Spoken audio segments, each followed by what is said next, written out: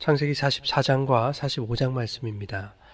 43장에서 요셉과 그의 형제들이 함께 먹고 마시며 즐거워했습니다. 이로써 모든 갈등과 긴장 구도가 끝이 날 것처럼 그렇게 보였습니다. 그러나 오히려 형들에 대한 요셉의 시험은 최고조에 달하게 됩니다. 청지기를 시켜서 형제들의 자루에 양식을 가득 채우게 하고, 양식뿐만 아니라 이전에도 그랬던 것처럼 양식값으로 지불한 돈도 함께 넣게 했습니다. 그뿐만이 아니라 이번에는 요셉이 사용하던 은잔을 넣게 합니다. 요셉의 형들이 성읍을 나가고 얼마 지나지 않아서 요셉의 청지기가 그들의 뒤를 따라잡습니다. 어찌하여 너희가 선을 악으로 갚느냐라고 하자 형제들은 자신들의 결백을 주장했습니다. 그러나 결국 은잔이 베냐민의 자루에서 나오면서 긴장과 갈등이 증폭됩니다. 이러한 상황 속에서 요셉의 형들은 이전과 달라진 모습을 보여주고 있습니다. 44장 10절 말씀을 보면 은잔이 누구에게서든지 발견되면 그 사람만 종이 될 것이고 나머지는 죄가 없을 것이다, 이렇게 말씀합니다. 은잔이 베냐민의 자루에서 나왔기 때문에 다른 형제들은 요셉이 있는 성읍으로 가지 않아도 되었던 것입니다.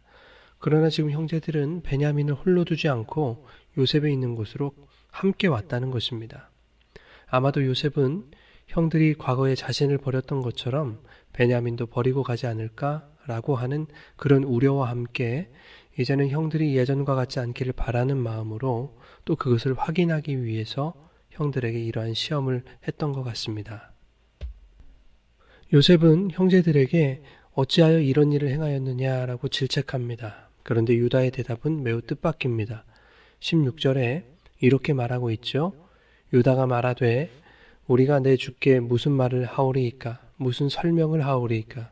우리가 어떻게 우리의 정직함을 나타내리이까? 하나님이 종들의 죄악을 찾아내셨으니 우리와 이 잔이 발견된 자가 다 내 주의 노예가 되겠나이다. 유다와 형제들은 분명히 잔을 훔치지 않았습니다. 결백합니다. 그러나 유다는 지금 자신과 형제들의 죄를 자신들이 이전에 요셉을 팔았던 것까지 소급하여서 대답하고 있는 것입니다. 하나님이 종들의 죄악을 찾아내셨으니 우리가 은잔을 훔치지 않았다고 하더라도 우리가 죄인이 아니라 할 수 없다라고 하는 것입니다. 하나님께 대하여 변명의 여지가 없다라는 뜻이죠. 그러니 우리도 은잔이 발견된 그 베냐민과 함께 당신의 종이 되겠다는 것입니다. 그러나 요셉은 결코 그리하지 않겠다라고 말합니다. 베냐민만 내 종이 되고 너희는 평안히 아버지께로 가라라고 하는 것이죠. 그러자 유다는 베냐민과 함께 가지 못하면 아버지가 돌아가실 수도 있다라고 말하면서 자신들의 상황과 또 형편을 구구절절 설명합니다. 특히 30절 말씀이 인상적입니다. 아버지의 생명과 아이의 생명이 서로 하나로 묶여 있거늘, 이렇게 말씀합니다. 마치 하나님 아버지와 예수 그리스도의 관계를 연상케 합니다. 또한 주님과 교회와의 관계를 떠올리게 하지 않습니까? 드디어 요셉이 모든 사실을 고백합니다. 내가 당신들이 애굽에 팔았던 그 요셉입니다. 그러면서 요셉이 가장 먼저 했던 것은 형제들을 안심시키는 것이었습니다. 45장 5절에 이렇게 말씀합니다. 당신들이 나를 이곳에 팔았다고 해서 근심하지 마소서, 한탄하지 마소서. 하나님이 생명을 구원하시려고 나를 당신들보다 먼저 보내셨나이다. 이렇게 말씀합니다. 7절과 8절에도 비슷한 말씀이 있죠.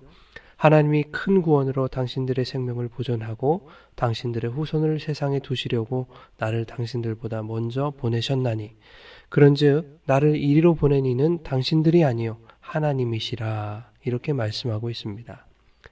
자신이 팔려온 것도 하나님께서 당신의 크신 구원의 계획을 이루어 가시는데 하나의 도구가 되어진 것이다 라고 말하고 있는 것입니다. 형제들 입장에서는 이보다 더 큰 은혜가 어디 있겠습니까? 우리가 팔아버린 요셉이 애굽의 총리가 되어 버젓이 살아있는데, 그리고 자신들 눈앞에 나타났는데 그 죄를 추궁하기는커녕 오히려 그것이 하나님의 구원의 계획이었다라고 하니 요셉은 그야말로 원수를 은혜로 갚은 것 아닙니까? 마치 우리가 죄인 되었을 때에, 또한 우리가 원수 되었을 때에 그리스도의 고난을 통해 은혜를 부어주신 하나님의 사랑처럼 말입니다. 여하튼 요셉과 형제들은 눈물과 감격의 재회를 나눕니다. 그리고 요셉은 형제들에게 아버지와 모든 가족들을 자기에게로 데려오라고 그렇게 말하죠. 이윽고 형제들은 가나안 땅으로 돌아가서 아버지에게 모든 사실을 알렸고, 야곱은 죽은 줄만 알았던 요셉을 만날 그 기대에 기운이 솟행하게 되었다라는 내용으로 오늘 본문이 끝나게 됩니다. 저는 45장과 46장을 묵상하면서 야곱과 베냐민, 그리고 요셉과 형제들의 관계, 또한 그들에게 일어난 일련의 사건들과 갈등들을 통해서 하나님 아버지의 사랑과 예수 그리스도의 십자가 은혜를 느낄 수 있었습니다. 물론 야곱은 하나님이고 베냐민과 요셉은 예수님이고 나머지 형제들은 성도들이다라는 그런 알레고리적 해석을 하고 싶지는 않습니다. 그러나 이들의 모습을 통해서, 또한 일련의 사건들을 통해서 하나님의 사랑이 느껴지고 예수님의 십자가 구속의 은혜가 묵상되는 이 자연스러운 성령의 감동하심을 막을 수는 없는 일이겠지요. 43장에서 가나안의 기근이 심해서 가솔들의 생명을 위해 사랑하는 아들 베냐민을 떠나보내야만 했던 그 야곱을 생각하면서 죄인들을 구원하시고 생명을 허락하시기 위해 사랑하는 아들 예수를 버려야 했던 그 하나님 아버지의 마음을 묵상할 수 있었습니다. 또한 많은 이들의 생명 때문에 아버지로부터 버림받아야 했던 예수 그리스도의 모습이 떠올랐습니다. 이 말씀을 통해서 이 땅의 수많은 죄인의 생명을 구원하시기 위해 아들을 버리실 수밖에 없었던 하나님의 크신 사랑과, 또 아버지의 버림을 받아 죄인들을 대표하여 홀로 죄의 짐을 담당하셔야만 했던 예수님의 그 한량없는 은혜가 여러분의 심령 가운데 감사와 감동으로 가득 채워질 수 있기를 바랍니다. 형제들에게 대한 요셉의 시험에는 목적이 있었습니다. 그것은 44장 16절에서 잘 나타나 있습니다. 하나님이 종들의 죄악을 찾아내셨다라는 것입니다. 이 고백은 우리는 죄인 맞다라는 고백이었습니다. 이 유다의 고백은 즉 모든 형제들의 고백이었습니다.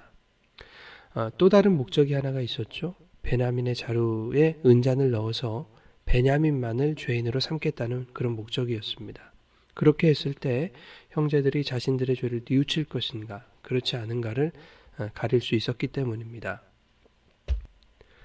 형제들은 이전의 죄를 소급하여 자신들이 죄인임을 인정합니다. 이전의 죄라고 하는 것은 요셉을 팔았던 그 죄를 말하는 거죠. 그래서 요셉에게 말합니다. 우리도 은잔이 발견된 자, 즉 베냐민과 함께 주의 노예가 되겠다. 당신의 노예가 되겠다. 그렇게 말합니다. 그러나 요셉은 베냐민에게만 죄를 묻겠다는 것입니다. 그러니 너희는 평안히 가라. 이렇게 말하고 있는 거죠. 정작 베냐민은 은을 훔치지도 않았고 요셉을 팔아먹는 일에 가담하지도 않았습니다. 그런 베냐민만을 죄인 삼겠다는 것입니다. 여러분, 하나님이 자기의 사랑하시는 아들 예수에게 그러셨던 것 아닙니까? 예수님은 아무 죄도 없으셨습니다. 그런 예수님에게 저와 여러분의 허물과 죄를 전가하셔서 예수님을 대표 죄인으로 삼으신 것입니다. 그리고 죄를 고백하고 회개하는 자들에게 구원을 선물해 주셨습니다. 45장 5절에서 8절 말씀을 요약하면 이렇습니다. 당신들이 나를 이곳에 팔았다고 해서 근심하지 마십시오. 한탄하지 마십시오. 하나님이 생명을 구원하시려고 나를 당신들보다 먼저 보내셨습니다. 하나님이 큰 구원으로 당신들의 생명을 보존하려고 나를 보내셨습니다. 그런즉 나를 이리로 보내신 이는 당신들이 아니라 하나님이십니다. 이렇게 말씀하는 거죠. 이 말씀은 우리에게 마치 이렇게 말씀하고 있는 듯 합니다. 너희가 예수를 판 자들이 맞기는 하지만 그 일로 인해 근심하지 말아라. 염려하지 말아라. 두려워하지 말아라. 하나님이 큰 구원으로 너희의 생명을 살리시기 위해 이 세상에 예수를 보내셨단다. 여러분, 오늘 말씀을 통해 하나님의 크신 구원을 깨닫게 되시기를 원합니다. 그 구원을 위해 영원한 형벌에 처해져야 할 나 대신 예수를 버리신 하나님의 크신 사랑이 오늘 여러분의 심령 가운데 크신 구원의 소망과 감격으로 찾아가게 되기를 간절히 소원합니다.